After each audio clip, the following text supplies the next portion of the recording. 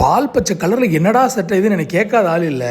இப்போ இல்லை, நான் ஒரு 7 வருஷமாவே இந்த கலரில் சட்டை வச்சிருக்கேன். கிழிஞ்சாலோ தொலைஞ்சாலோ மறுபடியும் உடனே ஒன்று வாங்கிடுவேன். இடம் பொருள் ஏவெல்லாம் பார்க்க மாட்டேன், எங்கே போனாலும் போட்டு போவேன். பளிச்சிருந்தாலும் எனக்கு ஒரு கண்ணு. இப்போ கூட இந்த கலரில் ஒரு 2 டிஷர்ட் வச்சிருக்கேன். இது ஏன்டா இப்போ சொல்கிறேன்னு கேட்கலாம். ஏதோ சொல்லணும்னு தோணுச்சு, சொன்னேன். நம்ம ஆனுவல் ஈவெண்ட்டில் ரிட்டன் குட்டீஸ் கொடுத்தாங்க. அது ஓப்பன் பண்ணாலே இருக்கான். அவனை இன்னைக்கு ஓப்பன் பண்ண போகிறோம். ஓப்பன் பண்ணிட்டு அதில் இருக்கிற ஐட்டங்களுக்கான ரேட்டிங்கை கொடுக்க போகிறோம். முதலில் ஸ்டிக்கர்ஸ், லேப்டாப்பில் ஒட்டிக்க, ஃபோனில் ஒட்டிக்க, செவுத்தில் ஒட்டிக்க. நம்ம ஃபோக்கஸ் எப்பயும் தலைவர் தான். தலைவர் ஃபோட்டோ இருக்கனால ஒரு 3/5 கொடுக்கலாம். அடுத்தது ஃபோன் பாப் சாக்கெட். எனக்கு இது அவ்வளோ யூஸ்ஃபுல்லாக தெரிஞ்சதில்லை, அதனால ஒரு 2/5 கொடுக்கலாம். அடுத்தது 2026 டேபிள் டாப் கேலண்டரு.